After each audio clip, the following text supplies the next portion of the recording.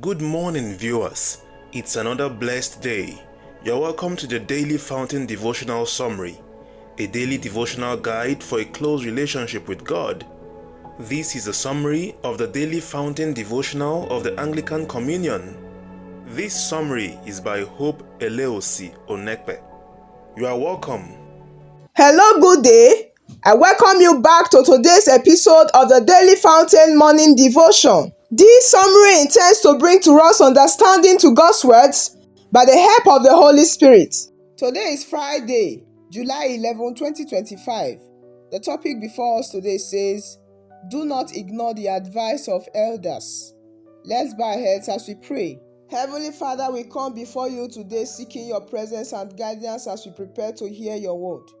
We are reminded in 2 Samuel chapter 2 verses 12 to 24 of the human tendency towards conflict and rivalry, even within your people. Lord, we ask that you would help us to approach your word with humility and discernment, recognizing that your ways are not our ways. We pray for your Holy Spirit to anoint this message, that it would not be our words alone, but your words spoken with power and clarity. We ask that you would open the hearts and minds of those who will be listening, that they may receive your message with eagerness and understanding. Grant us wisdom to handle any conflict or division that may arise with grace and love. Help us to be instruments of unity and reconciliation. We pray for your blessings upon this time of preaching and listening, that your will be done in and through us. In Jesus' name we pray. Amen. Praise the Lord. We'll be taking our text for today from the book of 2 Samuel 2. We'll be reading from verse 12 to 24. 2 Samuel chapter 2, verses 12 to 24 reads, "And Abner the son of Ner, and the servant of Ishbosheth, the son of Saul, went out from Mahanaim to Gibeon. And Joab the son of Zeruiah, and the servants of David, went out and met together by the pool of Gibeon. And they sat down, the one on the one side of the pool, and the other on the other side of the pool. And Abner said to Joab, Let the young men now arise, and play before us. And Joab said, Let them arise. Then there arose and went over by number 12 of Benjamin, which pertains to Ishbosheth the son of Saul, and 12 of the servants of David. And they caught every one his fellow by the head, and thrust his sword in his fellow's side. So they fell down together. Wherefore that place was called Helkath Hazurim. And there was a very sore battle that day. And Abner was beaten, and the men of Israel, before the servants of David. And there were 3 sons of Zeruiah there, Joab, and Abishai, and Asahel. And Asahel was as light of foot as a wide roe.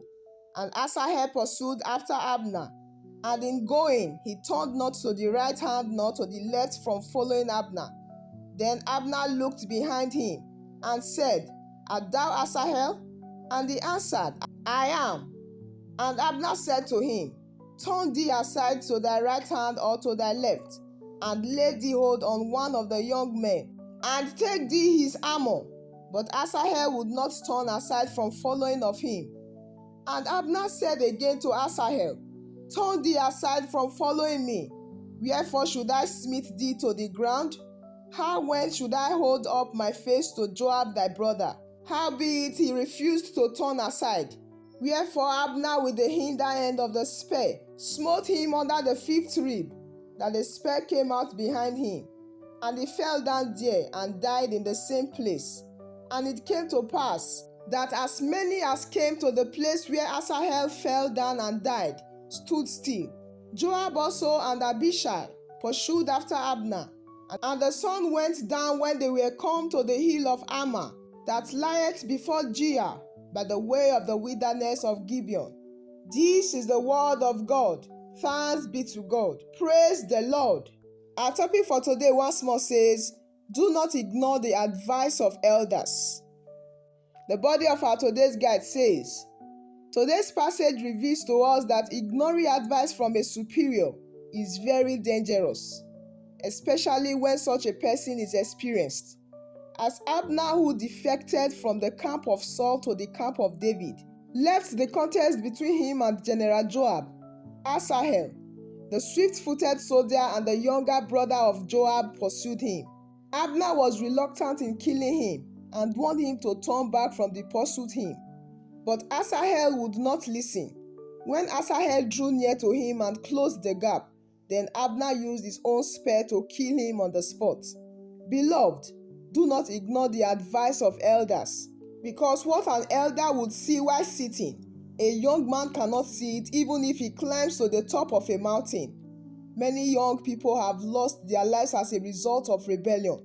God is the supreme being, and anyone who ignores his instructions ignores life.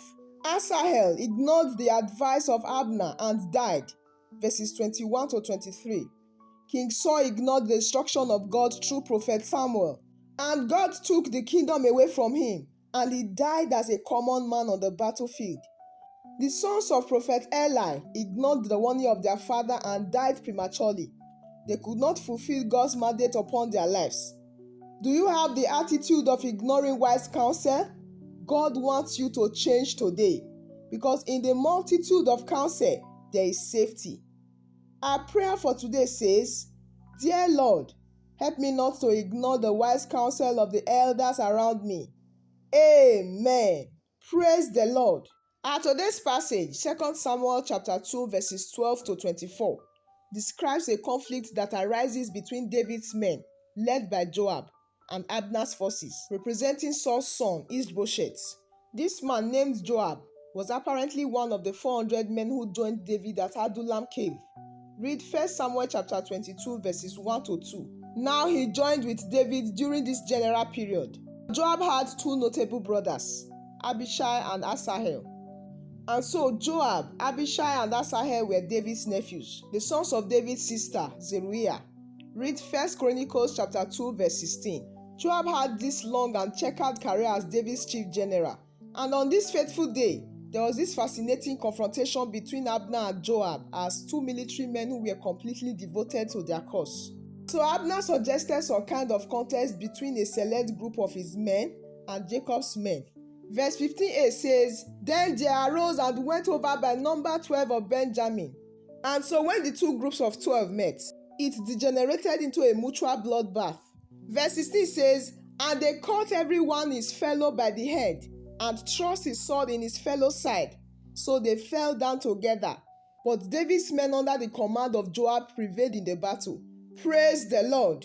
Now at the beginning of this study, we said that Joab and Abishai and Asahel were the nephews of David, sons of David's sister Zeruiah. And so in the confusion and pressure of battle, Asahel got close to Abner, the commander of Ishbosheth's armies. It came down to a simple chase, and if Asahel caught up to Abner, he would surely kill him. And Asahel pursued Abner in part for the glory of killing the commander of Ishbosheth's army, and also an intention of taking Abner's armor as a trophy. Let's read again verses 21 to 22. And Abner said to him, Turn thee aside to thy right hand or to thy left, and lay thee hold on one of the young men, and take thee his armor. But Asahel would not turn aside from following of him.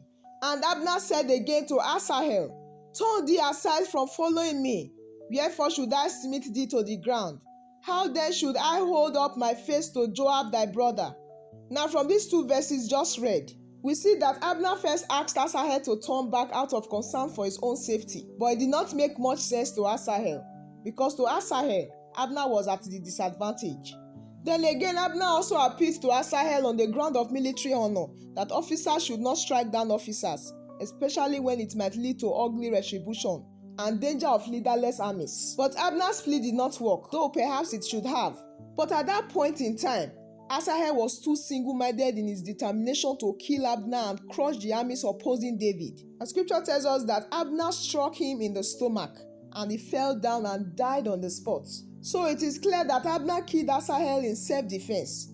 It was the only thing he could do. Yet his concern was entirely justified. Brothers and sisters, God has been, He is, and He will continue to fully and finally establishing His kingdom. While there continue to be battles, the war has been won on the cross. That cross where Jesus cried out, It is finished. If you have come to Jesus in faith, trusting in Him and Him alone, Trust only in His grace and His victory. Then God wants to encourage you this morning that even when you feel weaker and weaker, God is making you stronger and stronger. His kingdom is being fully established in your heart. Isn't that good news? I want this good news to encourage us this morning. Let it drive us forward in the relentless pursuit of growth in grace. Let it cause us to look even more carefully for and rejoice even more deeply in His work in our lives. Right now, we are going to pray. Say, Father, in the midst of disagreement and division, please guide us to make decisions that honor You and promote unity. Grant us wisdom to discern the right path and resolve conflicts peacefully. Right now, let's pray for those in positions and authorities, that they may lead with humility, integrity, and a heart for Your people. Let's pray that God will grant them strength and wisdom to govern justly and to foster a spirit of cooperation. At this moment, let's pray for unity and reconciliation among believers. Say, Father, we pray for reconciliation and unity among believers. Arise and heal every past hurts. Break down walls of division and help us to love one another as You have loved us. Lastly, let's pray for protection from the enemy's schemes and attacks. Pray that God will shield us from deception and division and empower us to stand firm in His truth.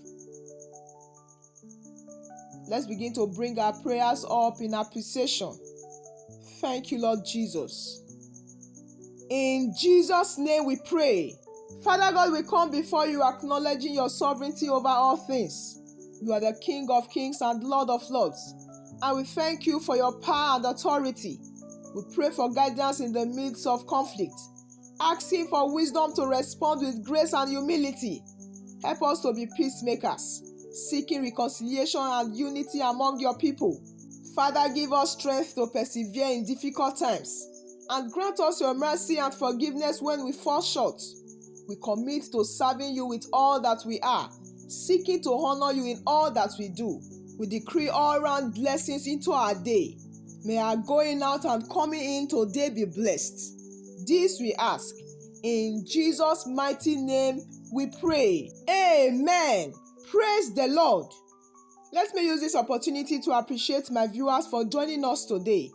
We thank God for the success of our today's morning devotion. Please do well to join us tomorrow morning again for another fresh episode of the Daily Fountain Morning Devotion. God will continue to bless us all in Jesus' name. Let's take our today's declaration together. Today I am aligning myself with God's will and purpose. I am claiming blessings and overcoming challenges. So shall it be, so shall it stand, and so shall it come to pass in Jesus' name. I will see you again tomorrow by God's grace. Do remember that you are loved greatly. Remain blessed. Thank you for joining us today.